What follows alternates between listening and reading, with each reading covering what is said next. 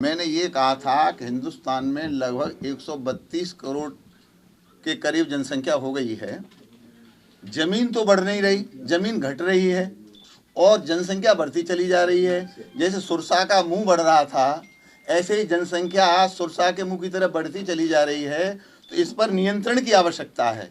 मैंने कहा था कि लोगों को जातिगत कीचड़ से निकलकर, दलगत कीचड़ से निकल करके अब ये आवश्यकता आ गई है कि नारी का सम्मान करने के लिए इस शब्द का प्रयोग किया मैंने।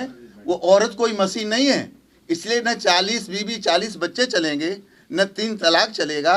अब सबको इसको लेकर निर्णय लेना चाहिए। बच्चा चाहे 1 करो, चाहे 2 करो, या 3 करो, या 4 करो, क्या करना है ये सामूहिक निर्णय होना चाहिए। जहाँ तक मेरा प्रश्न है, हम तो 4 भाई हैं, चारों सन्यासी हैं, शादी नहीं की तो बच्चे करने का तो प्रश्न ही नहीं होता। जो बात कही सो तो दिखाई, हमें तो इनाम मिलना चाहिए।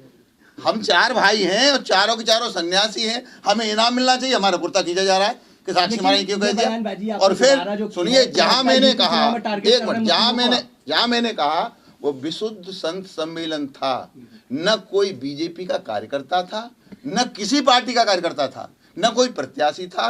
केवल साधु महात्मा आपस में संघर्ष कर सलाह मशवरा कर रहे थे। तो साधुओं के सम्मेलन में मैंने ये बात साधुओं से कही है कि जाके प्रचार प्रसार करें। तो क्या अपने घर में अपने साधुओं से भी कोई बात नहीं कह सकता?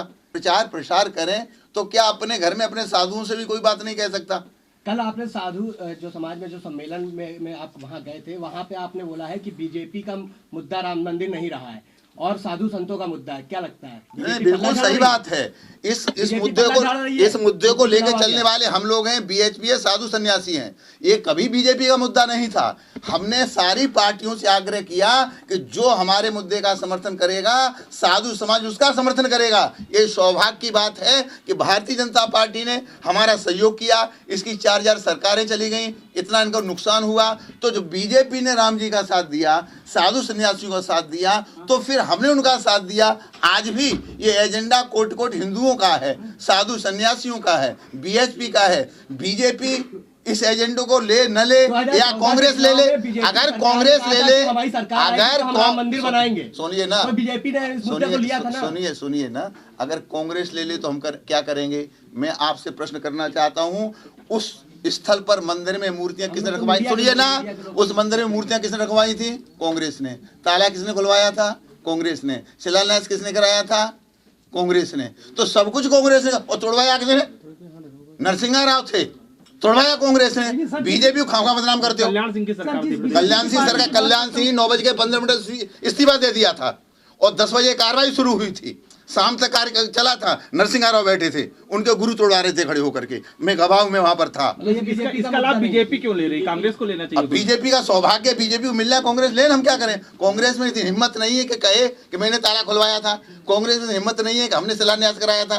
कांग्रेस में इतनी हिम्मत नहीं है कि हमने तोड़वाया था। हमने तो कहा जो कलंक था हमने मिटा दिया, जिसे हमारा करना है कर ले। कभी बीजेपी का मुद्दा नहीं रहा है राम मंदिर, साधु संतों का मुद्दा रहा है। बीजेपी ने बीच में इसे साधु महात्माओं के आग्रह पर, जब उसके ऊपर साधु महात्माओं ने, राम जी ने कृपा की, तो बीजेपी इसके साथ जुड़ी थी। लेकिन आज के चुनाव में सबका विकास सबका साथ इतने मोदी जी ने कार्य किए हैं इन 2.5 सालों में कि एक हम नोटबंदी से चुनाव जीत लेंगे। राम मंदिर तो बन गया है, छोटा ही बना है, भव्यता प्रदान करती है, करते रहेंगे। आप लोग काहे राम मंदिर के पीछे पड़े हो? वो तो हमारा मामला है, हमने निपटा।